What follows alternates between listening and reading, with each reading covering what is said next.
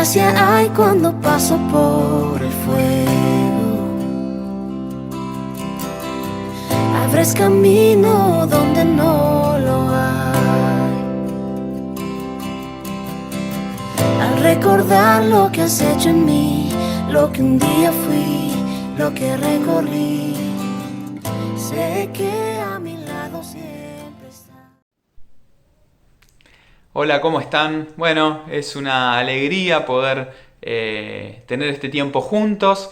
Sería mucho más lindo, por supuesto, poder reunirnos, poder vernos ahí en calle Parodi, estar juntos compartiendo un tiempo, saludarnos. Pero bueno, no tenemos la posibilidad en este tiempo que nos toca vivir y qué bien que hacemos de todas formas en buscar juntos en la palabra de Dios la guía, la dirección, el consejo para nuestras vidas. Sin dudas este tiempo que nos toca vivir es muy atípico, es diferente a lo que estábamos acostumbrados. Hemos entrado a este tiempo cada uno con sus circunstancias, con sus situaciones, en lo personal, en lo familiar, en la iglesia, en el ámbito que nos movíamos, y de repente nos hemos encontrado en algo que ha cambiado nuestras estructuras, nuestros esquemas, a lo que estábamos acostumbrados, a nuestra dinámica del día a día, y es muy bueno que podamos parar y pensar qué es este tiempo que Dios está permitiendo y cómo vamos a salir de este tiempo, qué vamos a rescatar. Sin dudas Dios nos quiere hablar al corazón, a la iglesia, a las familias. Dios nos quiere hablar. Y pensando en esto, quería que juntos pudiéramos ir a una historia, una de esas historias que aparecen en la Biblia. La Biblia nos enseña muchísimas veces a través de historias. Y esta historia se encuentra, la que quisiera que visitemos juntos una vez más, porque seguramente está en el pensamiento de todos. Está en el capítulo 3 de Daniel. Es la historia que le toca vivir a los tres amigos de Daniel. Él no está presente en esta situación, pero sí les toca vivir a los tres amigos de Daniel. El contexto no la vamos a leer toda por la extensión, después sería bueno que puedan ustedes leerla, pero el contexto es que Nabucodonosor, el gran rey del gran imperio de turno, el imperio que se había impuesto y que gobernaba con poder y autoridad sobre todos, el de los caldeos, Nabucodonosor había construido una estatua, y esa estatua había había dado orden al imperio que cuando se escuchara el sonido de los instrumentos, todas las personas se inclinaran y veneraran esa estatua, que adoraran la estatua que había levantado Nabucodonosor. Bueno, hubo tres personas, estos tres amigos de Daniel que mencionamos, que no hicieron caso de esta indicación. Decidieron no postrarse delante de esta estatua que había levantado Nabucodonosor. ¿Por qué? Bueno, justamente porque ellos se postraban delante del Dios verdadero, no de cualquier otra estatua. Y en ese contexto vamos a leer juntos capítulo 3, versículo 14 en adelante del libro de Daniel, para ver cómo se desarrolla esa historia y luego rescatar algunas cosas para nosotros. Dice así la Biblia: habló Nabucodonosor y les dijo: ¿es verdad, Sadrac, Mesac y Abednego, que vosotros no honráis a mi Dios, ni honráis la estatua de oro que he levantado? Ahora pues, ¿estáis dispuestos para que al oír el son de la bocina, de la flauta, del tamboril, del arpa, del salterio, de la zampoña y de todo instrumento de música, os postréis y adoréis la estatua que he hecho? Porque si no la adoraréis, en la misma hora seréis echados en medio de un horno de fuego ardiendo. ¿Y qué Dios será aquel que os libre de mis manos? Sadrac, Mesac y Abednego respondieron al rey Nabucodonosor diciendo: no es necesario que te respondamos sobre este asunto. He aquí nuestro Dios, a quien servimos, puede librarnos del horno de fuego ardiendo, y de tu mano, oh rey, nos librará. Y si no, sepas, oh rey, que no serviremos a tus dioses, ni tampoco adoraremos la estatua que has levantado. Entonces Nabucodonosor se llenó de ira, y se demudó el aspecto de su rostro contra Sadrac, Mesac y Abednego. y ordenó que el horno se calentase 7 veces más de lo acostumbrado. Y mandó a hombres muy vigorosos que tenía en su ejército que atasen a Sadrach, Mesach y Abednego para echarlos en el horno de fuego ardiendo. Entonces estos varones fueron atados con sus mantos, sus calzas, sus turbantes y sus vestidos, y fueron echados dentro del horno de fuego ardiendo. Y como la orden del rey era apremiante, y lo habían calentado mucho, la llama del fuego mató a aquellos que habían alzado a Sadrach, Mesach y Abednego. Y estos 3 varones, Sadrach, Mesach y Abednego, cayeron atados dentro del horno de fuego ardiendo. Vamos a parar acá con la lectura. Seguramente más de uno se va a quedar leyendo porque quiere saber cómo continúa o refrescarlo porque ya lo sabe. Pero vamos a parar acá y luego vamos a retomarla para concluir con la historia. Igual la conocemos, sabemos cómo se desarrolla el escenario. Yo quisiera hacer un alto acá para empezar a pensar en esta situación. Para empezar a pensar en lo que ocurre con estos 3 amigos y la postura que toman. Ellos muestran en esta actitud, en sus palabras, en su respuesta frente a la situación que tenían por delante, muestran al menos 2 cosas que estaban bien claras en sus mentes, en sus corazones, y que se las querían entonces transmitir a Nabucodonosor para que a él también les quedaran claras. La escena no hace falta repasarla, ¿no? Está de más claro. Ellos estaban expuestos a un peligro enorme en función de la decisión que tomaran. Y en esa situación es que dicen, en primer lugar, estas palabras del versículo 17.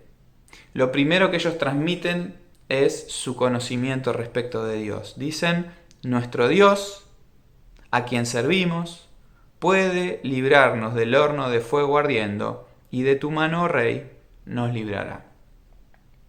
Me quedo con esta frase, con esta primera frase para este primer punto. Nuestro Dios puede librarnos. Ellos estaban seguros de que el Dios en quien confiaban tenía el poder suficiente para librarlos. Dios puede. Y la Biblia, en su totalidad, no hace falta solo limitarnos a esta historia. Nos podemos extender en toda su extensión a la palabra de Dios y nos vamos a encontrar con un Dios todopoderoso, o como se dice en otras palabras, omnipotente. Un Dios que todo lo puede. Un Dios que no tiene limitación de poder frente a las situaciones.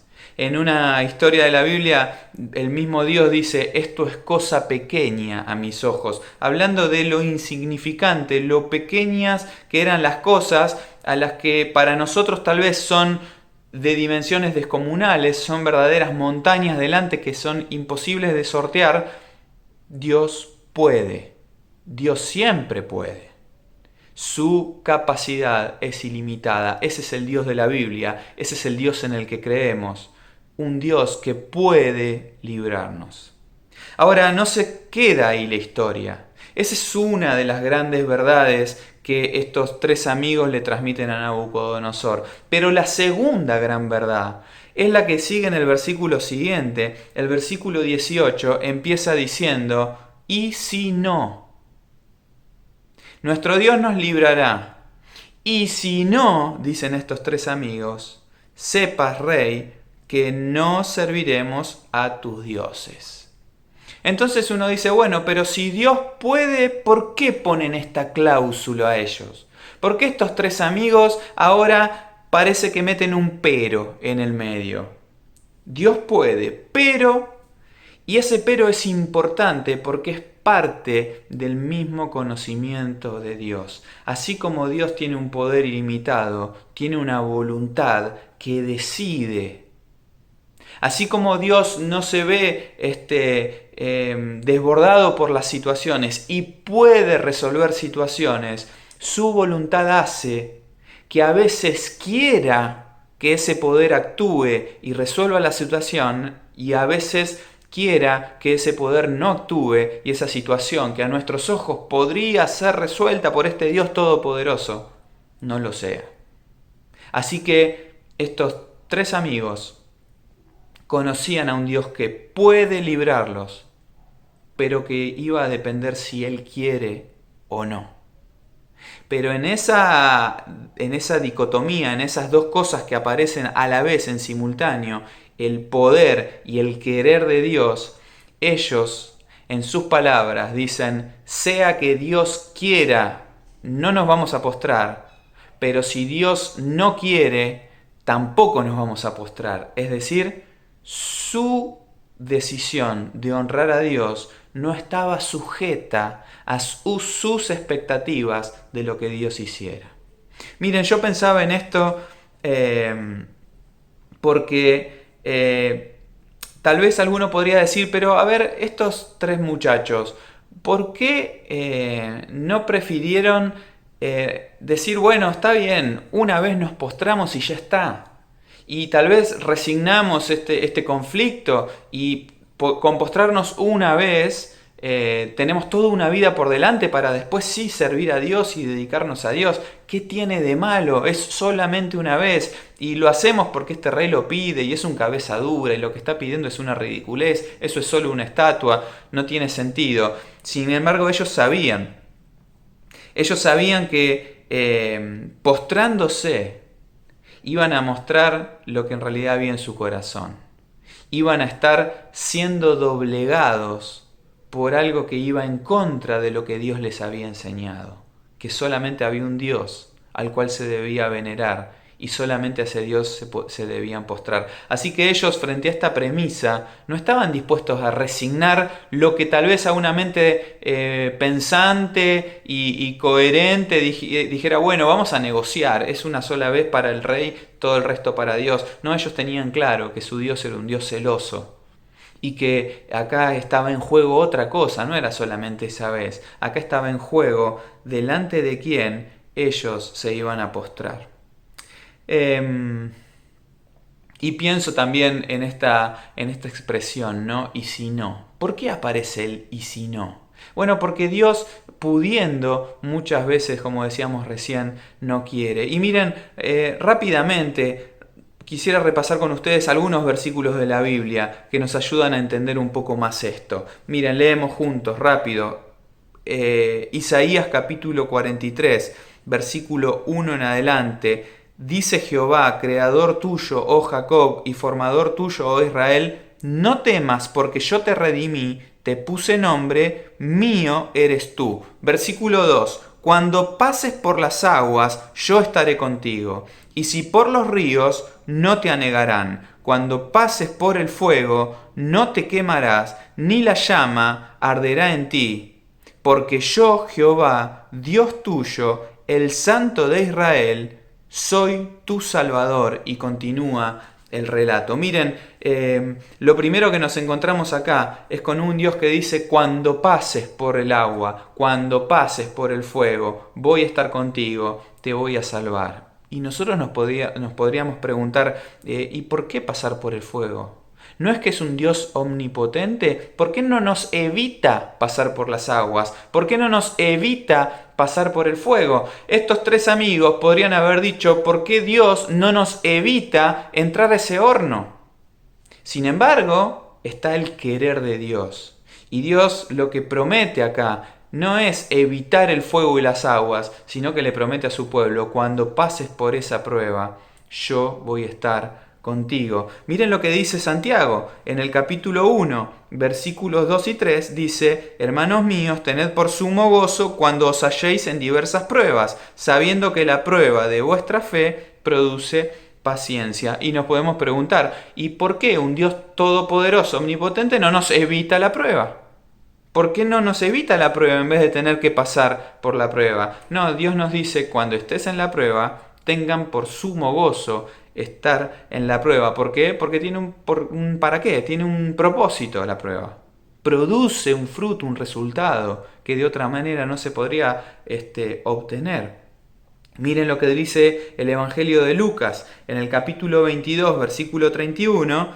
Dijo también el Señor, Simón, he aquí Satanás os ha pedido para zarandearos como a trigo, pero yo he rogado por ti que tu fe no falte. y tú una vez vuelto, confirma a tus hermanos. Fíjense, yo he rogado por ti que tu fe no falte, le dice el Señor a Pedro. Y uno podría decir, ¿y por qué no rogó? Para evitar el ser zarandeado como trigo. ¿Por qué no evita la circunstancia, la situación? No, el Señor oró para que en medio de esa situación su fe no falte. El mismo capítulo 22 nos encontramos con el Señor Jesús y su, ejemplo superior, ¿no?, a cualquier otro ejemplo. Pero en Getsemaní, versículo 42, el Señor dice, Padre, si quieres, pasa de mí esta copa, pero no se haga mi voluntad, sino la tuya. O sea, el Señor Jesús nos deja bien en claro, una vez más, que no se trata de solamente el poder de Dios para evitar la copa, para evitar atravesar esa situación, para evitar tener que afrontar la cruz. No, ese es su pedido. Pero el y si no está en la frase del Señor, pero no se haga mi voluntad. Pero, Señor, vos podés salvarme de tener que ir ahí, pero no quiero hacer lo que yo quiero, sino quiero hacer lo que vos querés. Un último ejemplo más, en 2 Corintios, el capítulo 12, dice el versículo 7, para que la grandeza de las revelaciones no me exaltase desmedidamente, me fue dado un aguijón en mi carne, un mensajero de Satanás que me abofeté, para que no me enaltezca sobremanera, respecto a lo cual 3 veces he rogado al Señor que lo quite de mí. Y me ha dicho, bástate mi gracia, porque mi poder se perfecciona en la debilidad. Por tanto, de buena gana me gloriaré más bien en mis debilidades, para que repose sobre mí el poder de Cristo. Pablo está diciendo, tengo una situación que la verdad que me incomoda, que me molesta, que no me hace estar bien. La paso mal. ¿Dios tiene el poder de quitarme esta situación? ¡Claro que sí! 3 veces le rogó que se la quite porque Pablo confiaba en que Dios tenía el poder para hacerlo. La respuesta de Dios, ¿cuál fue? Bástate mi gracia. Es el mismo y si no. ¿Puedo quitarlo? Sí. ¿Lo voy a hacer? No. Es el no de Dios que a nosotros nos llena de preguntas muchas veces. Porque a nuestro criterio, a nuestro entender, la cosa se podría resolver de otra manera. Pero ahí está el factor de la fe. La fe es la clave para que aparezca nuestra confianza en Dios, en que Él sabe cuándo hacer obrar su poder para hacer lo que a Él le plazca. Y aquel que tiene fe en Dios se contenta tanto cuando Dios obra quitando la situación, como cuando Dios obra no quitando la situación, porque Dios siempre, de todas formas, obra. El problema es nuestra óptica, el problema es cómo nosotros atravesamos la situación. Y estos 3 amigos tenían bien en claro, nuestro Dios puede librarnos. Pero si no lo hace, de todas formas, nosotros vamos a seguir confiando en Él. ¿Por qué? Porque confiamos en su poder y confiamos en su querer.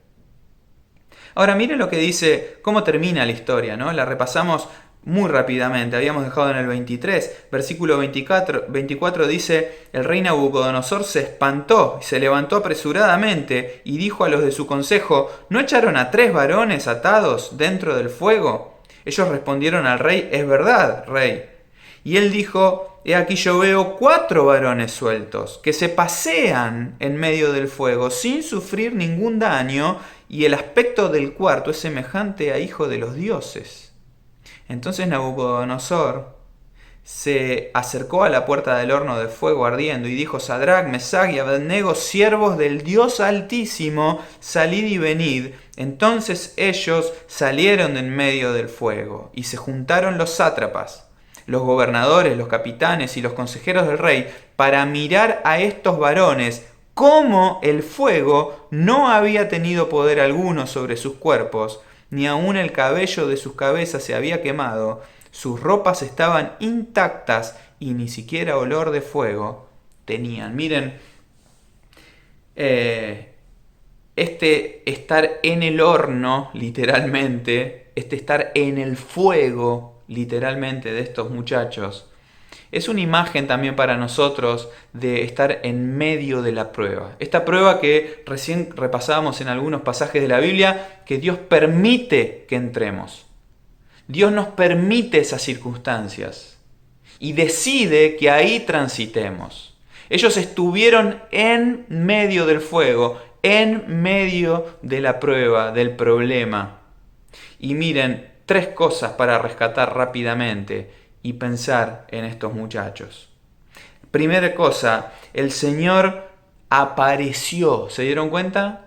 El Señor apareció cuando ellos estaban ahí adentro en el horno, no antes, cuando ellos estaban ahí. Y tal vez podríamos dejar nuestra imaginación y pensar que tal vez ellos nunca hubieran vivido una revelación como la que tuvieron con el Señor, con ellos ahí visible, si no hubieran estado en medio del horno. Tal vez nunca les hubiera pasado, pero estando ahí, el Señor se manifestó a ellos. Se espantaron los de afuera. Ellos que hacían adentro, paseaban. Se paseaban. ¿Por qué? Porque el Señor estaba con ellos. La revelación que tuvieron, la manifestación del Señor, fue en medio de la prueba. Él se metió con ellos al horno. En segundo lugar, ese fuego, esa prueba que tuvieron que atravesar, que sin dudas los atemorizó al principio, y sin dudas era escalofriante mirarla desde afuera, esa misma prueba, ese mismo fuego fue el que liberó sus ataduras. Los habían atado fuertemente y arrojado ahí, y fue esa misma llama la que quemó eso y los liberó. La libertad en medio de la circunstancia difícil, a través de la circunstancia difícil. Y en tercer lugar, dice al final de la expresión, cuando salieron todos y se acercaron, los rodearon para ver qué era eso que había pasado, dice que no había registro, no había ni siquiera olor en ellos a fuego, no había olor a humo, no tenían registro de a dónde habían estado. ¿Por qué? Porque una vez atravesada, una vez pasada la prueba, ya fue superada. Cuando es satisfactoriamente pasada, no quedan rastros de aquella prueba, sino que queda seguramente en la cabeza de ellos solamente el recuerdo, la vivencia de haber estado en medio de la prueba junto al Señor. Miren, estaba leyendo en uno de los escritos de Billy Graham, que él dice, cuando tengamos que afrontar el sufrimiento, hay 3 actitudes bien claras que deberíamos tener. La primera actitud es adoración.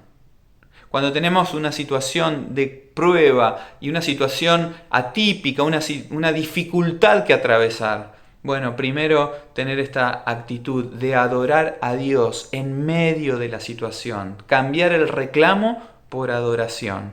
En segundo lugar, pedir a Dios en medio de esa situación que nos ayude a entender para qué podemos aprender, que nos ayude a aprender de esa situación para salir fortalecidos y para tomar buenas decisiones en el futuro.